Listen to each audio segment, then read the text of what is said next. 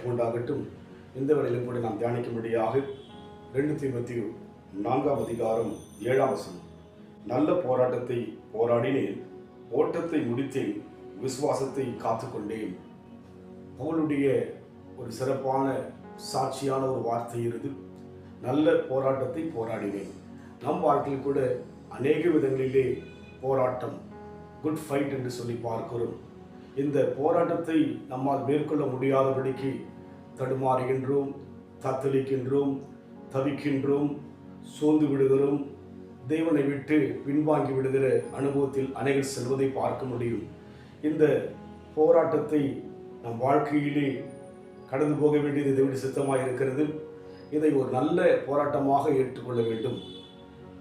இந்த போராட்டத்தில் நம்முடைய பலத்தை காண்பிக்காதபடிக்கு, நம் திறமையை காண்பிக்காதபடிக்கு, நம் கோபத்தை காண்பிக்காதபடிக்கு இதை நல்லதென்று இந்த போராட்டத்தை நாம் ஏற்றுக்கொண்டு அதன் வழியாக கடந்து போக வேண்டும். அப்படியாகத்தான் பவுல் அனுபவம் இருக்கிறது. எங்கள் குடும்பத்தில் கடந்த 2 நாட்கள் முன்பாக என்னுடைய 4வது தங்கச்சியுடைய மகன் வாலிய பிள்ளை தன்னை தானே மாய்த்து கொண்டு தற்கொலை செய்து கொண்டாப்புல. 22 வயசு தான் இருக்கும், பிகாம் முடிச்சுட்டு. அது எங்கள் குடும்பத்துக்கு மிகுந்த வேதனை, பாரம். என்னுடைய தங்கை அதை எப்படி சகித்துக் கொள்வார்கள், எப்படி இருப்பாங்கன்ட்டு ஒரு பெரிய பாரம்.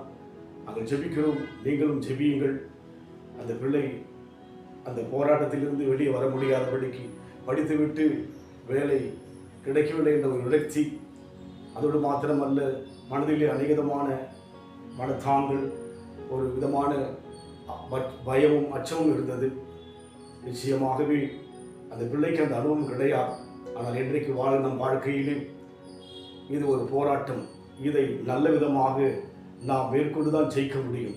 அதனால் என்னுடைய கோபத்தினால் நான் போராடி அவளை ஜெயித்தேன் என்று பெருமை பாராட்டுதபடிக்கு, என்னுடைய திறமையினால் நான் போராடி அவளை ஜெயித்தேன் என்று பெருமை பாராட்டுதபடிக்கு நல்ல போராட்டம் என்று நான் நினைத்து போகும்படியாக தேவன் விரும்புகிறார்.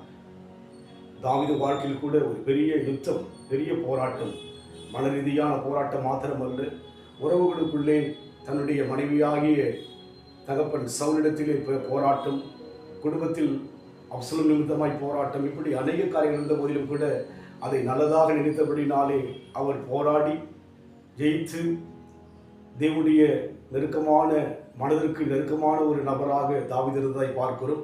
பவுல் வாழ்க்கையில் கூட இந்த அனுபவம் இருக்கிறது. இன்றைக்கு நம் வாழ்க்கையிலே இதை நல்லதாக ஏற்றுக்கொள்ள வேண்டும். இது நல்ல போராட்டம், குட் ஃபைட். ஆண்டவருடைய சமூகத்திலே நாம் இதை இப்படியாய் எண்ணும் போதுதான் ஜெயிக்க முடியும். இதை குறித்து நான் தொடர்ந்து உங்களோடு கூட பேச விரும்புகிறேன். ஜெபித்துக் கொள்ளுங்கள். ஆண்டவர் என்னுடைய தங்கைக்கு வேண்டிய ஆறுதலை கொடுக்க வேண்டும்.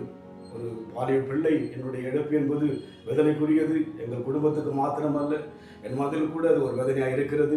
அதனால் நல்ல போராட்டம். இதை நான் தொடர்ந்து உங்களோடு கூட பகிர்ந்து கொள்ள விரும்புகிறேன். தேவனுடைய கிருபைகளை தாங்கும்படியாக, தேவனுடைய பிரசனங்களை தாங்கும்படியாக நம் வாழ்க்கையை ஒப்புக் கொடுக்க வேண்டும். சிறகுகளின் என்றென்றும் மகிழ சிறி, சிறகுகளின் நிழலில் என்றென்றும் மகிழ சிறி, தூயவரே என் துணையாளரே, துதித்து காத்திரரே, ஆராதனை உமக்கே, ஆராதனை உமக்கே, ஆராதனை உமக்கே, ஆராதனை உமக்கே. அவர் சிறுக்குள்ளாக, அவருடைய பிரசத்துக்குள்ளாக இருக்கின்ற போது இதை ஒரு நல்ல போராட்டமாகும். இயேசு கிறிஸ்துவுடைய வாழ்க்கையில் கூட பெரிய ஒரு போராட்டம், அந்த சிலுவையின் உச்சத்தில் ஒரு பெரிய ஒரு போராட்டம். அதை நல்லதாக ஏற்றுக்கொண்டு அவருடைய தியாகங்களை நாம் பார்த்திருக்கிறோம். அன்பின் ஆண்டவரே, நல்ல போராட்டத்தை போராடினேன் என்று பவுல் சொல்கிறவனமாக எங்கள் வாழ்க்கையில் கூட அந்த அனுபவத்தில் செல்கிறோம். ஆண்டவரே, இதை ஒரு பெரிதாக, ஒரு தடுமாற்றமாக எண்ணாதபடிக்கு எங்கள் பொறுமை நிமித்தமாக, எங்களுடைய ஒவ்வொரு கிரிகள் மூலமாக போராட தேவன் எங்களுக்கு கிருபை செய்யும். பொறுப்பெடுத்துக் கொள்ளுங்க. விசேஷமாக ஆண்டவரே, மகனை எழுந்திருக்கிற ஆண்டவரே சகோதரிக்காக நோக்கி பார்க்கிறேன். ஆறுதல் படுத்துங்க ஆண்டவரே. இதை கேட்கிற ஒவ்வொருவரும் ஆண்டவரே கர்த்தாவே, அந்த சகோதரிக்காய் ஜெபிக்கும்படியாக அவருடைய உள்ளத்தில் ஏவுங்க ராஜ். ஆறுதல் படுத்த ஆறுதலின் தேவன் வெளிப்படுங்க. இயேசுவின் நாமத்தில் பிதாவே, ஆமென். கர்த்தருடைய ஆசீர்வதிப்பாராக.